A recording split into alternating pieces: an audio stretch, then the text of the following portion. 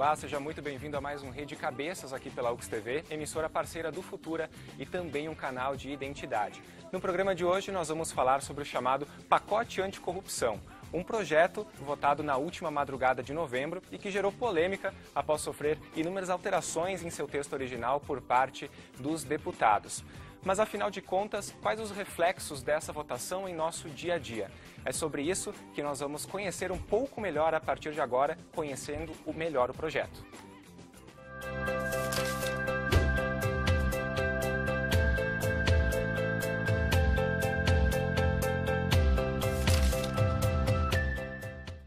O chamado pacote anticorrupção nasceu há 1 ano e meio. Os procuradores do Ministério Público listaram 10 medidas que entendiam essenciais para apertar o cerco contra a corrupção e pediram apoio à população. Recolheram mais de 2 milhões de assinaturas. O projeto chegou ao Congresso há 8 meses. Após passar por uma comissão, seguiu para a votação na madrugada do dia 30 de novembro. Das 10 medidas propostas, apenas 4 foram mantidas e com alterações. A votação das emendas terminou às 4 horas e 19 minutos, com a acusação de ter sido completamente desfigurada pelos deputados. Uma das emendas sugeridas e aprovadas pela Câmara é a que possibilita a punição de magistrados e membros do Ministério Público por crime de abuso de autoridade. Agora, o texto segue para a deliberação no Senado. Caso aprovado, ainda precisa da sanção do presidente Michel Temer para entrar em vigor.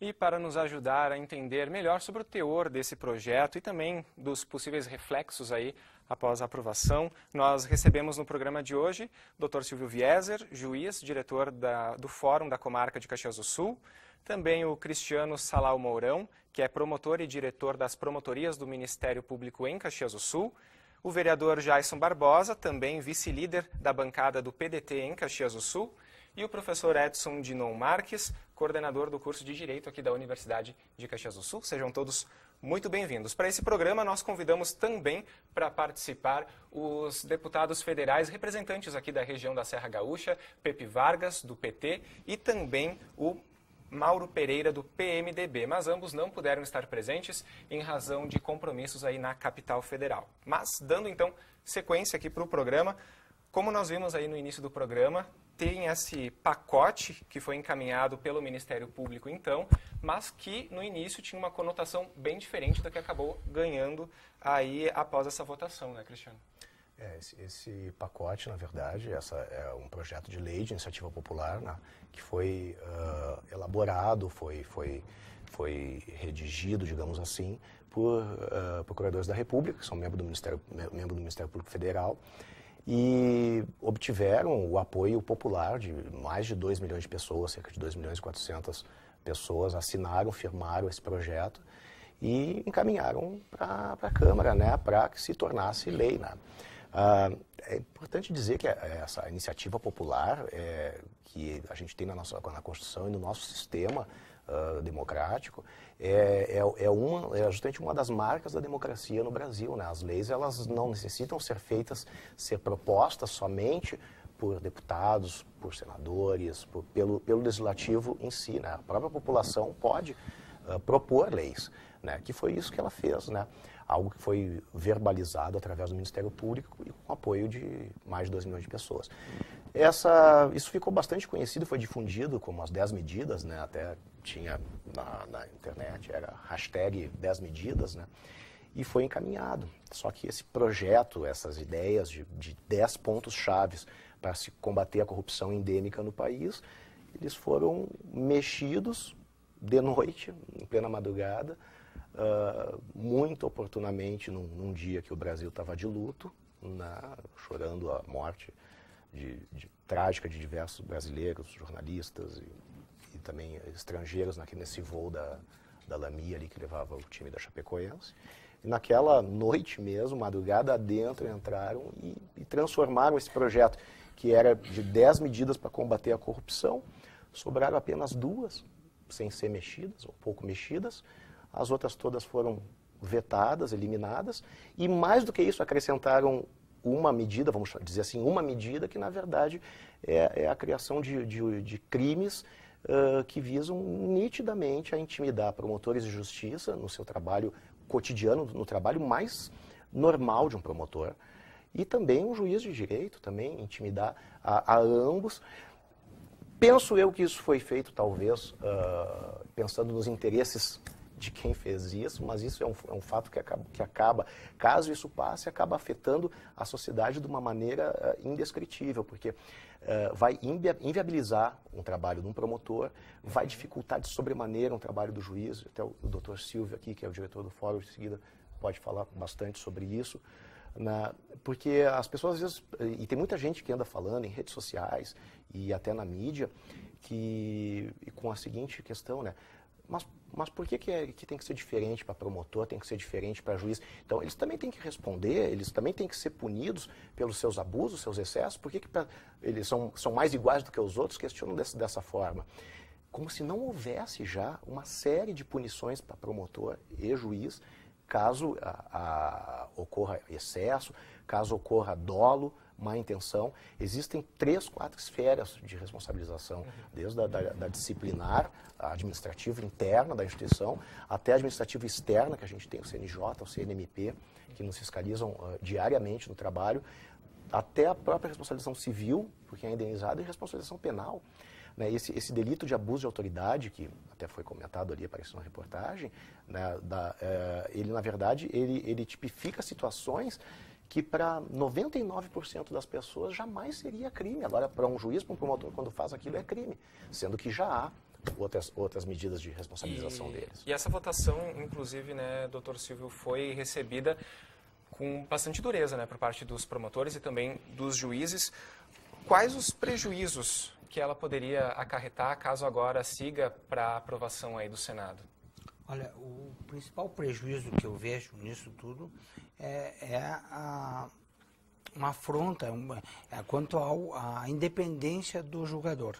E essa é a questão, né? Então, se tenta, por meio desse projeto, criminalizar condutas que, se praticadas por juízes e promotores, já havia sanções administrativas, já havia sanções em outras leis esparsas, e aí criminalizam essas condutas, né, com tipos abertos, ou seja, com crimes, com a redação de tipos penais de crimes que podem dar interpretações, inclusive interpretação dúbia, né, e então isso visa especialmente intimidar e afrontar a liberdade de um julgador, principalmente os juízes da área criminal. E isso vem aprovado, como dito pelo nobre promotor de justiça, numa madrugada durante uma situação de comoção vivida no país, de inopino, dentro de um projeto que previa medidas para reduzir, para atacar a corrupção. Então, vejam bem, o que se ouve no noticiário nos últimos anos? Onde é que está a corrupção como um todo? A maior parte, pelo menos o que se tem em notícia, é no poder legislativo, é no poder executivo ou é no poder judiciário.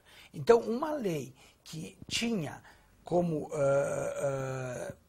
principal objetivo, né, defender a população como um todo desta doença que é a corrupção, né, que envolve principalmente quem está na gestão de recursos públicos, né, ela se voltou da noite para o dia contra promotores e juízes, né? Que, se nós formos ver o nosso noticiário do dia a dia, é onde não digo que não haja situações, né? Porque toda regra tem exceções, mas onde é que está o grande problema de corrupção ou o grande problema envolvendo o Ministério Público e Poder Judiciário? Isso não existe, isso não é comentado. É um outro caso de situação de conduta inadequada, mas então a lei que era para proteger a sociedade, ela se volta contra juízes e promotores, principalmente, e atinge também a parte policial, né? Em alguns artigos que colocaram ali algumas coisas, alguns dispositivos que criam delitos, e enfraquece, né? Enfraquece, se aprovada de imediato, a Operação Lava Jato, né? Essa que está na vitrine, né?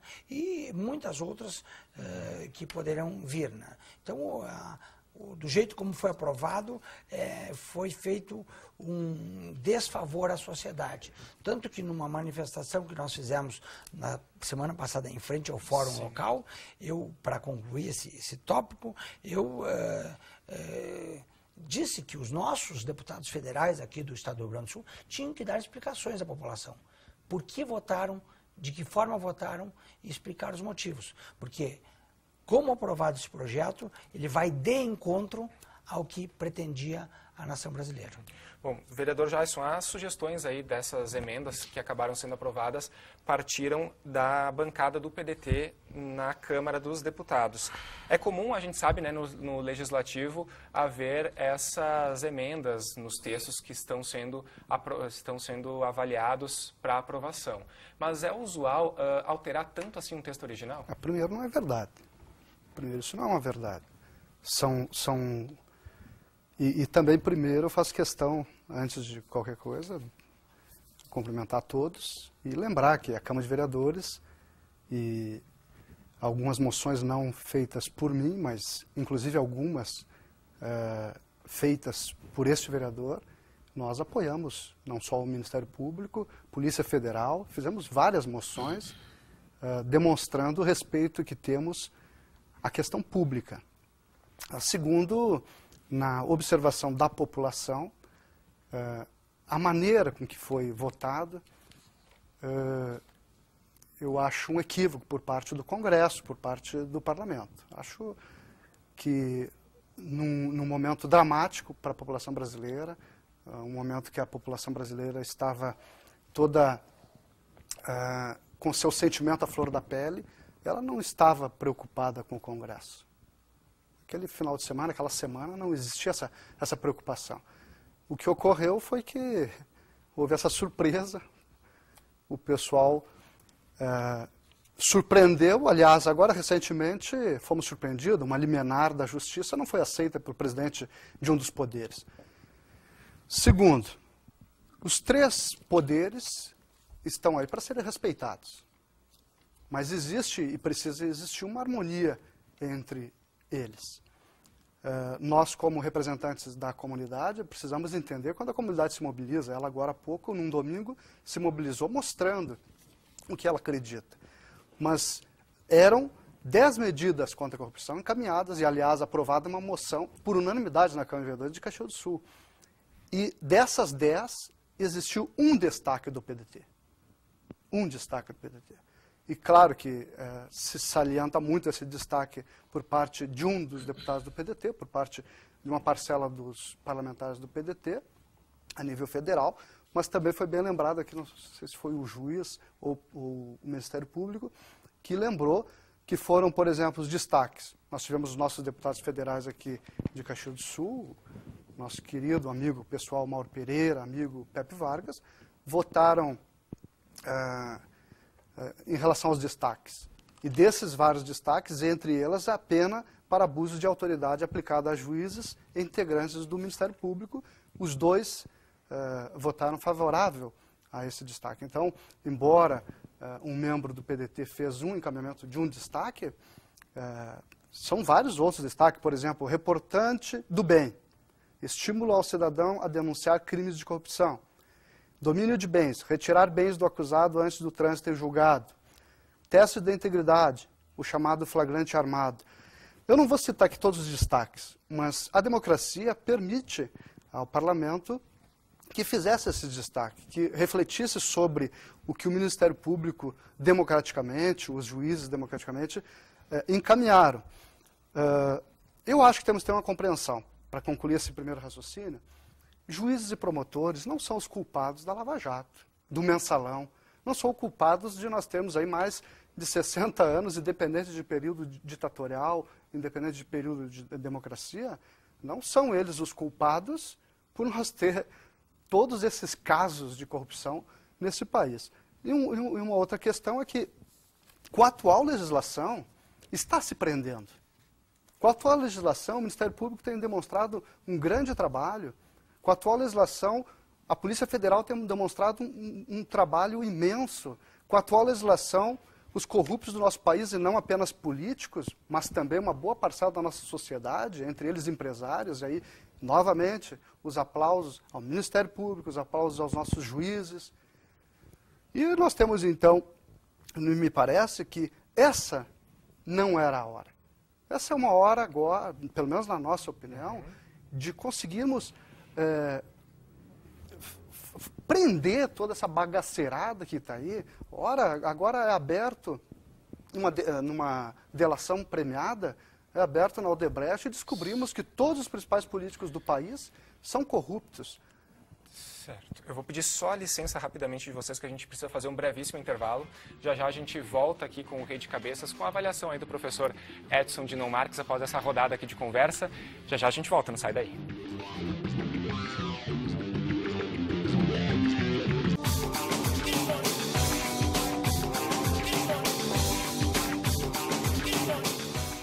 Voltado ao resgate das tradições do Rio Grande do Sul, o Terra apresenta a cultura gaúcha, a música nativista e seus melhores intérpretes e grupos musicais. A música e a poesia se encontram nesse galpão de estância, retratando as autênticas manifestações sul-riograndenses, com a apresentação de Omair Trindade. Terra, todos os domingos às 10 da manhã, na UX TV, canal de identidade.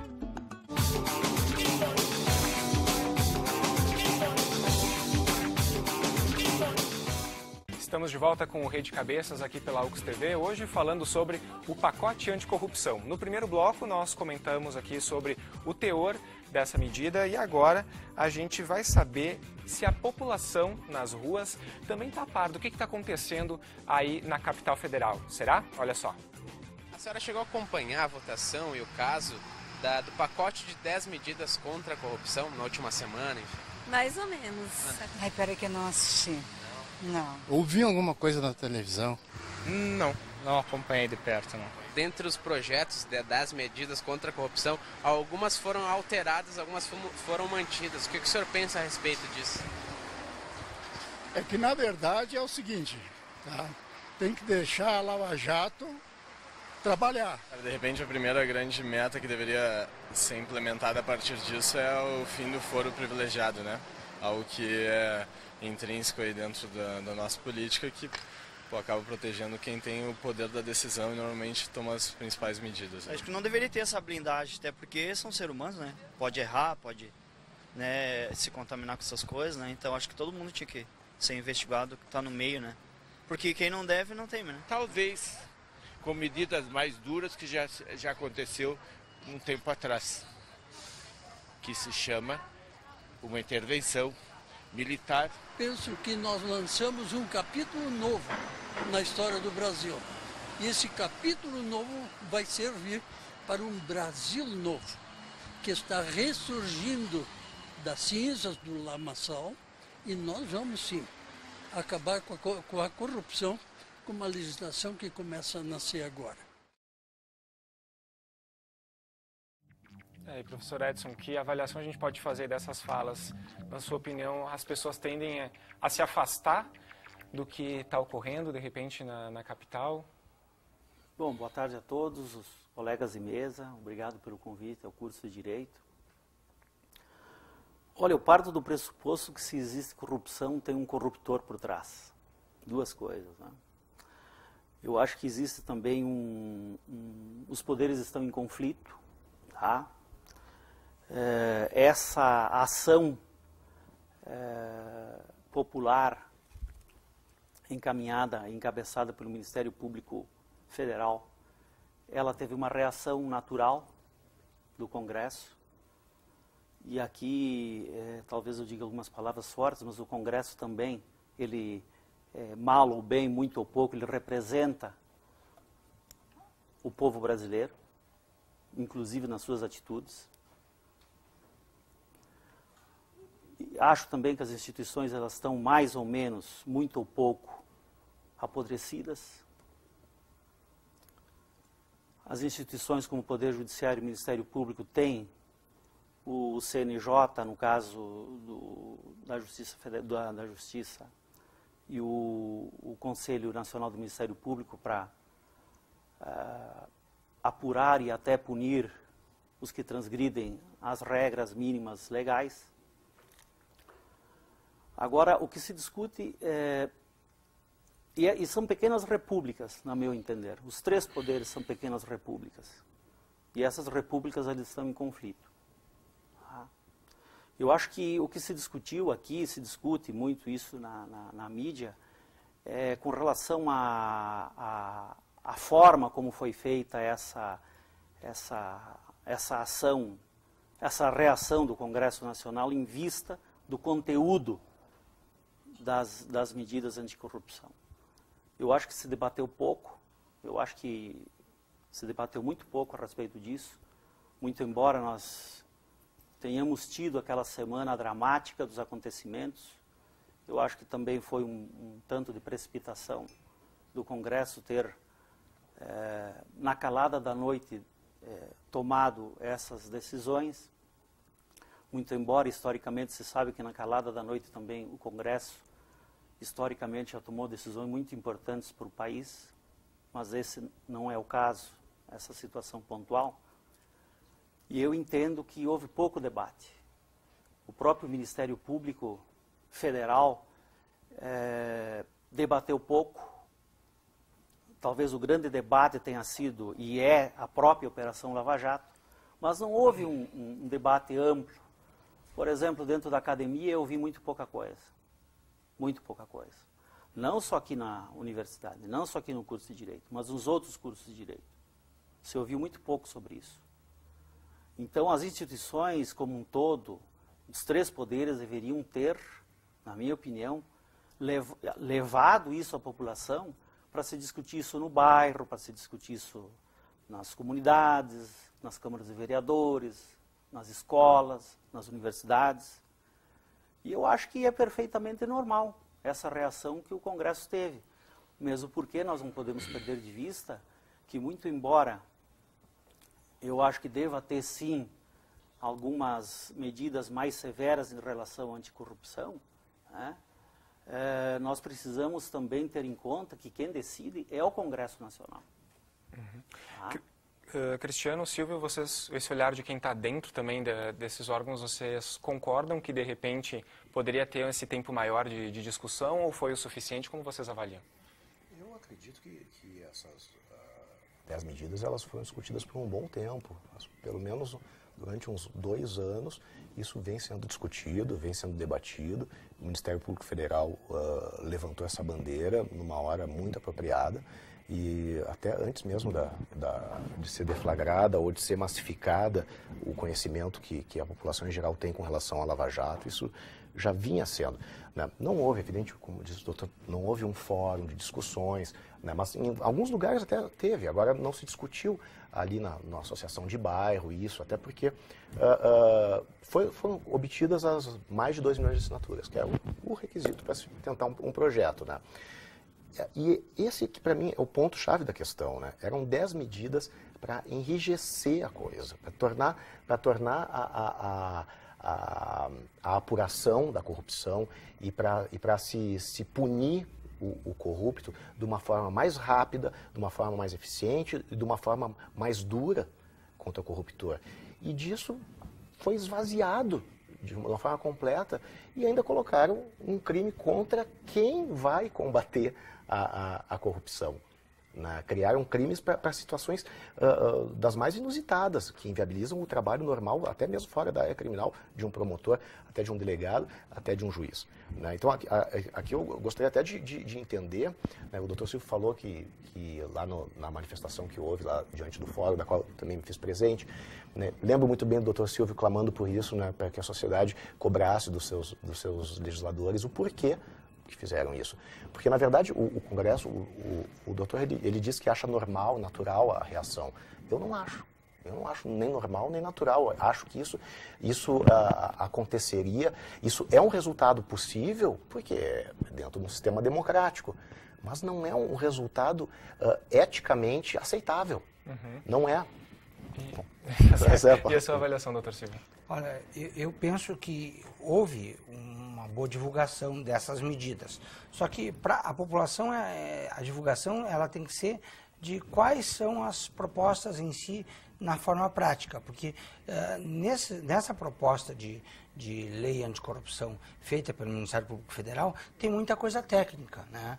A população não tem condições de discutir isso aí.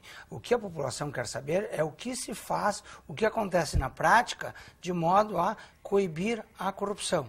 Certo? Ela quer ver o resultado. E ali, então, esse material, esse projeto de lei foi bastante estudado por pessoas que estão ligadas à área da justiça, à área da legislação.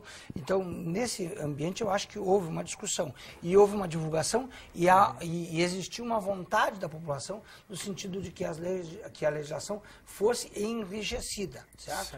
E o que nós recebemos em troca pela Câmara de Deputados foi uma votação rápida, com os destaques que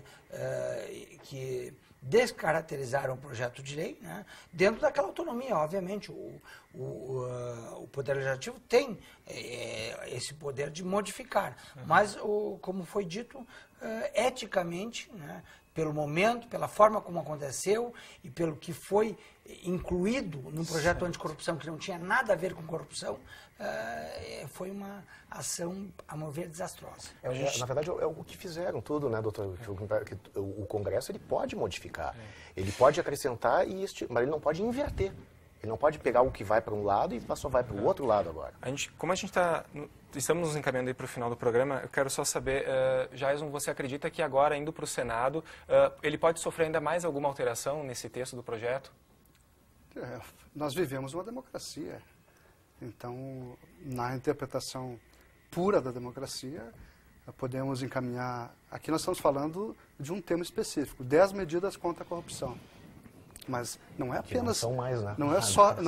que não são mais, são 4. Aos juízes, são 4. De 10 se transformaram em 4 e seria interessante a população interpretá-las. Por exemplo, quando tem esse destaque, que também, doutor, estava tramitando há mais de 10 anos, o destaque pena para abuso de autoridades. Não estou aqui dizendo se é bom ou se é ruim. Pelo contrário, também analiso que se tecnicamente é... Mas não deveria ser votado talvez separado? É muito drástico. Se tecnicamente é muito drástico, seja o que for. Por exemplo, agora.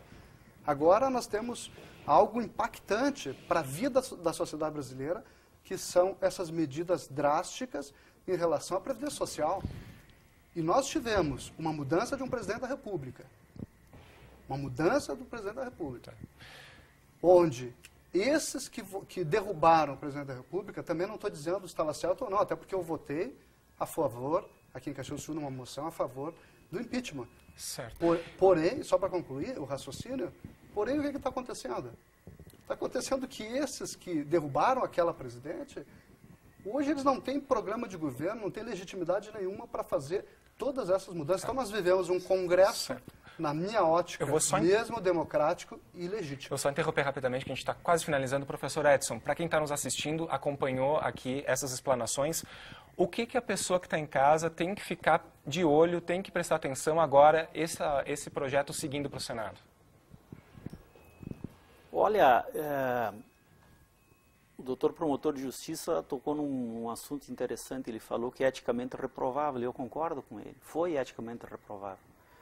Mas também nós temos que saber a qualidade ética do Congresso que nós temos. Perfeito. Esse que é o problema. Nós discutimos isso reiteradamente. A população, ela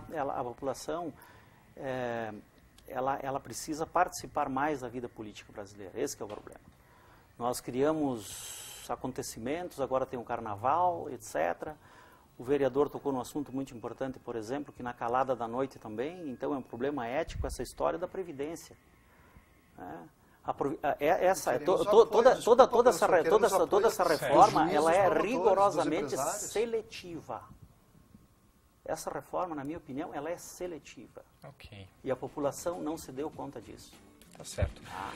Na fala do professor Edson, eu agradeço a participação de vocês aqui no programa de hoje. Obrigado pela presença. Você também aí de casa. O Rede Olhares de hoje, o Rede Cabeças vai chegando ao fim. A gente se encontra numa próxima. Até mais.